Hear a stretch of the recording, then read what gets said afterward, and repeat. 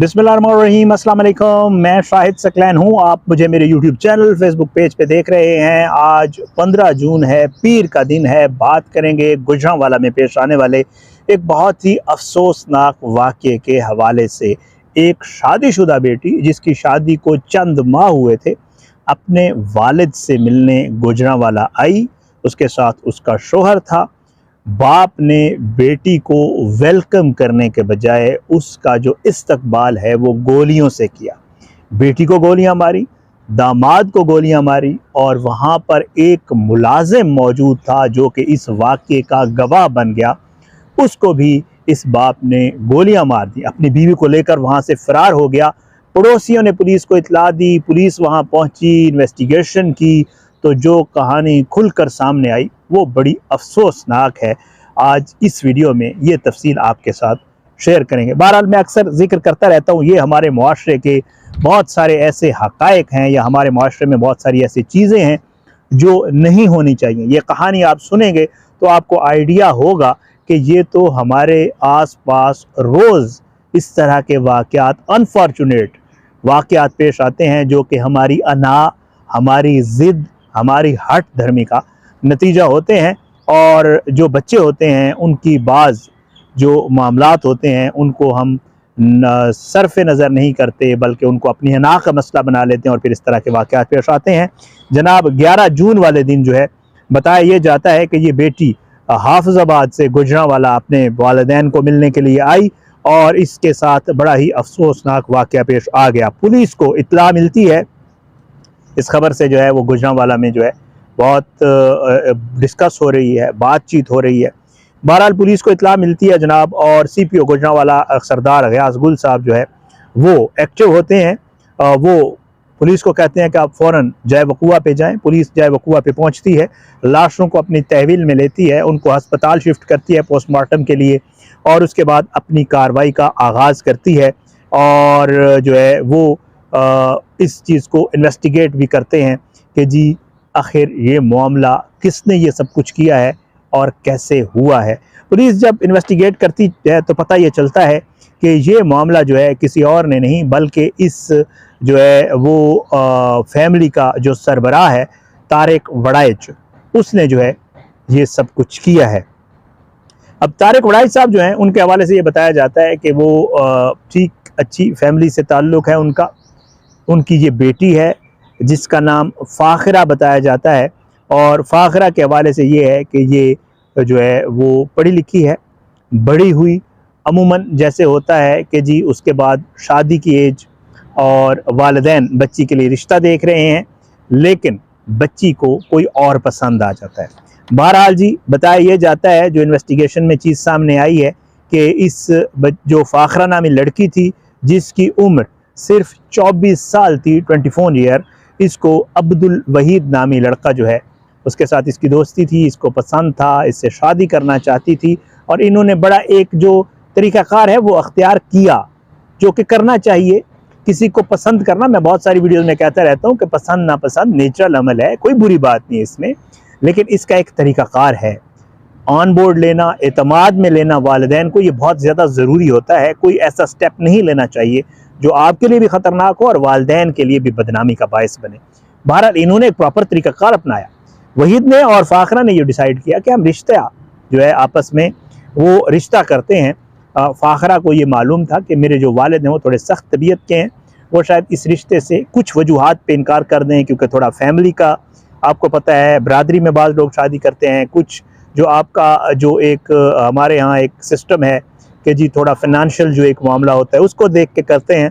तो फ़ाखिरा को ये आइडिया था कि मेरे वालिद जो है वो इनकार कर सकते हैं। बहरहाल फ़ाखिरा ने वहीद से कहा अपनी फैमिली को भेजो, और पता ये चला है कि जो वहीद है उसने अपनी फैमिली भेजी रिश्ते के लिए फ़ाखिरा के घर।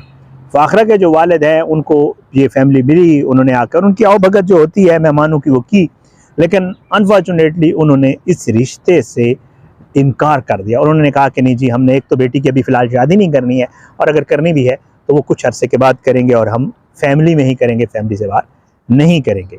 बहरहाल जो वहीद के वालिदैन हैं वो इस इनकार को सुनकर घर वापस चले गए। उन्होंने बेटे को बता दिया कि जी वो जो लड़की का बाप है वो इनकार कर रहा है। बहरहाल जो लड़का है उसने लड़की से रब्ता किया, उसे बताया कि तुम्हारे वालिद ने इनकार किया। लड़की ने कहा मैंने आपको पहले कह दिया था कि मेरे वालिद जो है वो फैमिली से बाहर और फिलहाल रिश्ते के हक़ में नहीं है, लेकिन फिर भी जो है मैं कोशिश करके देखती हूँ।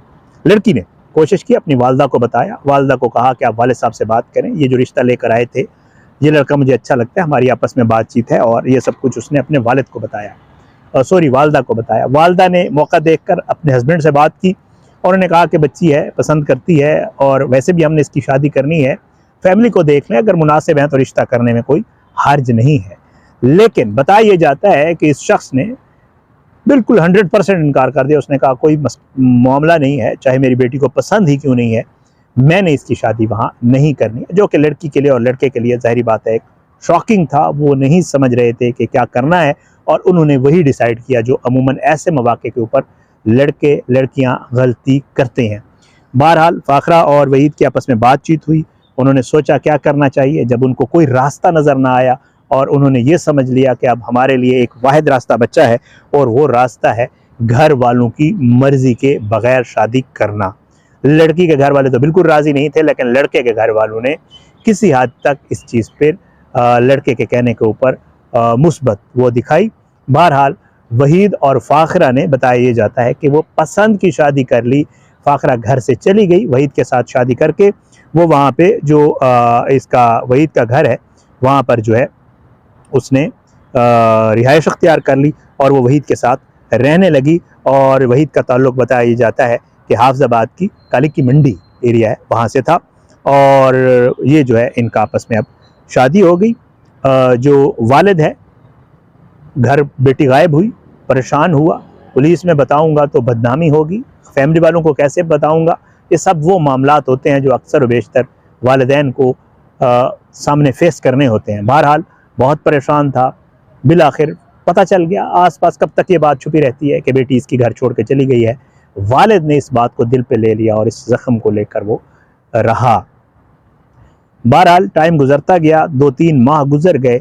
बिल आखिर जो लड़की है उसने अपनी वालदा से रब्ता किया और वालदा को कहा कि जी मैंने शादी कर ली है, मेरे जो इन-लॉज़ हैं वो बहुत अच्छे लोग हैं, मैं चाहती हूँ कि मैं अपने घर आऊँ जाऊँ, मैं आप लोगों से ये ताल्लुक़ या ये रिश्ता ख़त्म नहीं करना चाहती, आप लोग मुझे इजाज़त दें कि मैं घर आऊँ। लेकिन बेटी थी, ज़ाहिरी बात है माँ नहीं मानी, और फिर भी उसने कॉल्स की, इस चीज़ को सॉर्ट आउट करने की कोशिश की, मसले को हल करने की कोशिश की। बिल आखिर माँ थी, उसका थोड़ा दिमाग बदला, दिल नरम हुआ और माँ ने कहा कि ठीक है मैं तुम्हारे बाप से बात करती हूँ। बाप से उसने बात की, लेकिन बाप किसी सूरत भी मानने को तैयार नहीं था। बाप के दिल में ये था कि इस बेटी ने मेरी इज़्ज़त को तार तार किया है, मेरी इज़्ज़त का इसने कुछ भी नहीं छोड़ा, किसी के मुंह दिखाने के मैं आप काबिल नहीं रहा, और वो ये बात दिल में रख कर बैठा रहा। बहरहाल जी, माँ ने जब बहुत ज़्यादा ज़ोर लगाया तो बाप ने एक मंसूबा बनाया और उसने कहा कि ठीक है, उसे कहो कि वो मुझसे बात करे। पुलिस ये बताती है, या जो चीज़ सामने आई है वो ये है कि जी बेटी ने बाप से बात की, कॉल की और उसे कहा कि आप मुझे माफ़ कर दें, मुझसे गलती हो गई है, आपने मेरी शादी तो वैसे ही करनी थी, लेकिन मैं आपको ये बता दूं कि मैं यहाँ पे बहुत खुश हूँ, मेरे जो इन-लॉज़ हैं बहुत अच्छे हैं और मेरे साथ बहुत बेहतर है, मेरे हस्बैंड भी और मेरे इन-लॉज़ भी, तो आप इस चीज़ को गुस्से को थूकें, आप इस चीज़ को छोड़ दें। वालिद ने कहा ठीक है, तुम लोग घर आ जाओ अगर आना चाहते हो तो। बेटी बेचारी खुश हुई, उसने यही सोचा कि मैं अपने वालिद से मिलने जा रही हूँ, मेरे बाप का गुस्सा उतर गया है, और वो अपने हस्बैंड को लेकर 11 जून वाले दिन ये दोनों मियाँ बीवी जो है वो गुजरांवाले पहुँचे। और गुजरांवाला पहुँचने पे इनके जहन में यही था कि अभी ईद गुजरी है ताज़ा, इनसे भी ईद की जो है वो बातचीत, मुलाकात और ये सब कुछ हो जाएगा। लेकिन अनफॉर्चुनेटली बाप ने कुछ और सोच रखा था। बेटी को कहा कि तुमने ये जुर्रत कैसे की कि तुम मेरे घर आई हो, मैं तुमसे अपना ताल्लुक़ तोड़ चुका था। और इनकी आपस में तल्ख़ कलामी समझ लें, बाप की तरफ से गुस्सा हुआ, बेटी ने कहा मैंने शादी कर ली है, इनकी आपस में बातचीत हुई। और उसके बाद जो वालिद है उसने पहले अपनी बेटी को, दामाद को, और उसके बाद इनका एक भुट्टू नाम का मुलाजिम था तारिक वड़ाइच साहब ने, उन तीनों को गोलियां मारी। और उसके बाद जो है वो वहाँ से अपनी बीवी को लेकर फ़रार होने में कामयाब हो गए। अब जनाब लग ये रहा है कि ये सारी सूरत हाल जो है पेश आई, और उसके बाद जो है वो आसपास के जो रहने वाले लोग हैं, एक रात कहते हैं गुजर गई इस सारे मामले को, और जो है अगले दिन दोपहर को लोगों को जब पता चला उन्होंने पुलिस को कॉल की, पुलिस वहाँ पे पहुँची। और जनाब ये थाना है कैंट का, और वहाँ पे गयास साहब जो हैं उन्होंने, डॉक्टर गयास, सरदार गयास खान, उन्होंने वकूआ वगैरह देखा, जो अपने उनके साथ ऑफिसर्स वगैरह थे उनको जो है इस काम पे लगाया, हॉस्पिटल शिफ्ट किया, पोस्टमार्टम किया, और ये सब कुछ जो है टीमें शीमें बनाई, काम कर रही हैं, और ये लोग गिरफ्तारी पे लगे हुए हैं। बहरहाल बहुत ही अफसोसनाक वाक़या, 2-3 चीज़ें हैं। एक तो बच्चों की पसंद नापसंद की जो शादी वाला मामला है वो इसमें सामने आया, अना गैरत, मेरी मर्ज़ी के बगैर ऐसा क्यों किया, पसंद की शादी क्यों की, वो वाला मामला भी है। बहुत सारी ऐसी चीज़ें हैं जो वालिदैन के लिए और बच्चों के लिए इस खबर में जो है वो एक सबक थी, मैंने कहा आपके साथ शेयर कर दूँ। बड़ा अफसोसनाक वाक़या।